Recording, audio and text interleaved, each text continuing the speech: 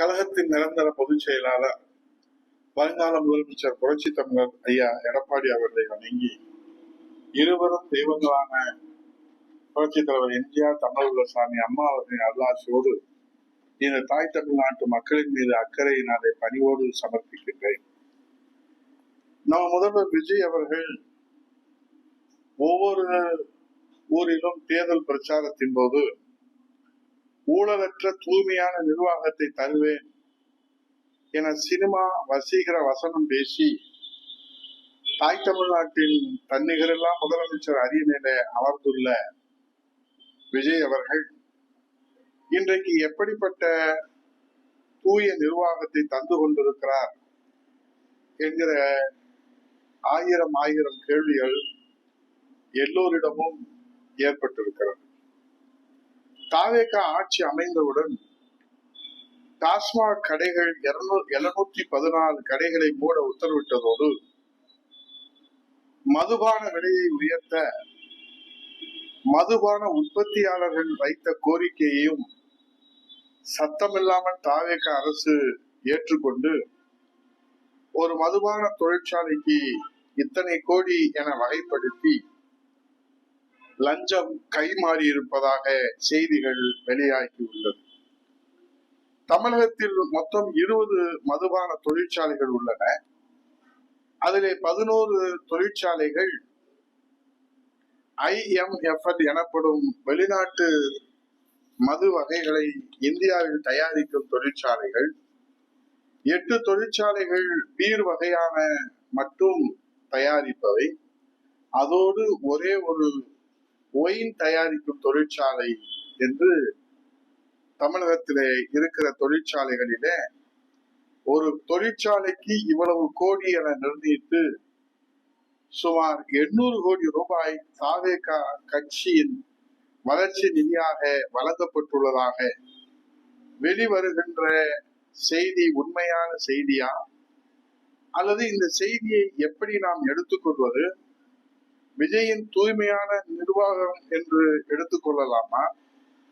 அதோடு தாவேக அரசு பொறுப்பேற்ற பிறகு அரசு வழக்கறிஞர்களை நியமிக்க கவர்மெண்ட் அட்வொகேட்ஸ் அவர்களை அப்பாயின்மெண்ட் செய்ய 5 லட்சத்திலிருந்து ரூபாய் 30 லட்சம் வரை ஒவ்வொரு வழக்கறிஞரை நியமிக்க பல லட்சம் வரை பேரம் பேசப்பட்டு இதன் மூலம் 120 கோடி வசூல் வேட்டை நடந்துள்ளதாக நாம் சொல்லவில்லை. தாவேக கட்சியைச் சேர்ந்த பெண் வழக்கறிஞரே தனக்கு நீதி கேட்டு உயர் நீதிமன்றத்திலே முறையிட்டு உள்ளார்கள் என்கிற செய்தியையும் எப்படி நாம் எடுத்துக்கொள்வது? விஜயின் தூய்மையான நிர்வாகம் என்று எடுத்துக் கொள்ளலாமா? அதோடு மாநிலம் முழுவதும் மாநகராட்சிகள், நகராட்சிகள், பஞ்சாயத்து அலுவலகங்களில் சோதனை நடத்திய லஞ்ச ஒழிப்புத்துறை போலீசார் 57.98 லட்சம் ரூபாயை கைப்பற்றிய நிலையில் இந்த நிகழ்வு தொடர்பாக அரசு அதிகாரிகள், தனியார்கள் என 64 பேர் மீது வழக்கு பதிவு செய்துள்ளது.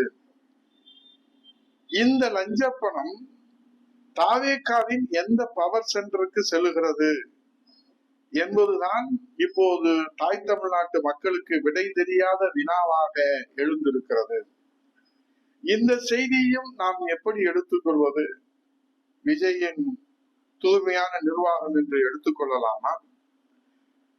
தாவேக அரசு பொறுப்பேற்றவுடன் கல் குவாரிகளிலே அதிரடி ஆய்வுகளை மேற்கொண்ட செய்திகள் வெளிவந்தது. கனிம வள கடத்தலுக்கு கமிஷன் வாங்கப்படுகிறதா, அல்லது கனிம வளம் கொள்ளை போவதை தடுப்பதற்கு என்ன நடவடிக்கை தாவேக அரசு எடுத்திருக்கிறது என்பது இன்னும் விடை தெரியாத வினாவாகத்தான் இருக்கிறது. இந்த செய்தியையும் நாம் எப்படி எடுத்துக்கொள்வது? விஜயின் தூய்மையான நிர்வாகம் என்று எடுத்துக்கொள்ளலாமா? மேலும் தாவேக அரசு பொறுப்பேற்றதிலிருந்து தமிழ்நாட்டில மின்சாரத்தை காணோம், சட்டம் ஒழுங்கை காணோம், காவிரியிலே தண்ணீரை காணோம், பெண்கள் பாதுகாப்பை காணோம், தேர்தலிலே கொடுத்த வாக்குறுதிகளை இப்போது காணாமல் போய்விட்டது. அதை காவல்துறையை வைத்து தேடிக்கொண்டிருக்கிறார்கள். இப்படி காணாமல் போன தமிழக உரிமைகளை தேடிக்கொண்டிருக்கிற செய்தியை எப்படி எடுத்துக்கொள்வது? விஜயின் தூய்மையான நிர்வாகம் என்று எடுத்துக்கொள்ளலாமா? மொத்தத்தில் விஜயின் 55 நாட்கள் தாவேக அரசிலே காணாமல் போன மக்கள் உரிமைகளை கண்டுபிடிக்கவே நேரம் இல்லாத போது ஊழலற்ற தூய்மையான நிர்வாகத்தை உறுதி செய்திட எங்கே நம்ம முதல்வருக்கு நேரம் இருக்க போகிறது? விஜய் என்ன நினைப்பா? சும்மா சொல்லி போட்டா கிடக்குது. சினிமா வசீகர வசனத்தை சும்மா சொல்லி போட்டா கிடக்குது. ஆனா மக்கள் என்ன கேட்கிறார்கள்? நம்ம விஜய் சொன்னாரே நம்ம விஜய் செய்தாரா நம்ம விஜய், இனிமேலாவது செய்வாரா நம்ம விஜய், மாற்றம் தந்த மக்களுக்கு எப்போது மாற்றம் வரும் என இலவு காத்த கிளியாக தாய் தமிழ்நாட்டு மக்கள் கவலையோடு காத்திருக்கிறார்கள். இலவு காத்த கிளியாக தாய் தமிழ்நாட்டு மக்கள் கவலையோடு காத்திருக்கிறார்கள். விஜய் நினைக்கலாம், ஆட்சி அமைத்து 2 மாதங்களிலே என்ன செய்ய முடியும்? நம்ம விஜய் நினைக்கலாம், ஆட்சி அமைத்து 2 மாதத்திலே என்ன செய்ய முடியும் என்று.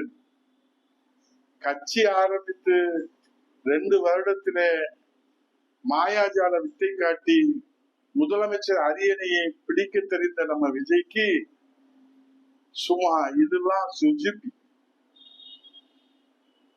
சினிமா வசீகர வசனத்தால்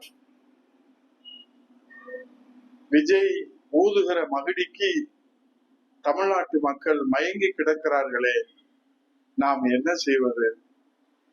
வருகிற இடைத்தேர்தலாவது விழித்தெழுந்து நிஜம் எது நிழல் எது என்று புரிந்து கொள்வார்கள். நாம் தாய் தமிழ்நாட்டு மக்கள் நல்ல தீர்ப்பை வழங்குவார்கள். நம்பிக்கையோடு காத்திருப்போம். நம்பிக்கையே நம் எதிர்காலம், நம்பிக்கையே தமிழ்நாட்டின் எதிர்காலம், நம்பிக்கையே தமிழ் மொழி, தமிழ் இனம், தமிழ் மண், தமிழ்நாட்டு மக்களின் எதிர்காலம் என்று சொல்லி நம்பிக்கையோடு பொறுமையோடு காத்திருப்போம். நன்றி, வணக்கம். கழகத்தின் நிரந்தர பொதுச்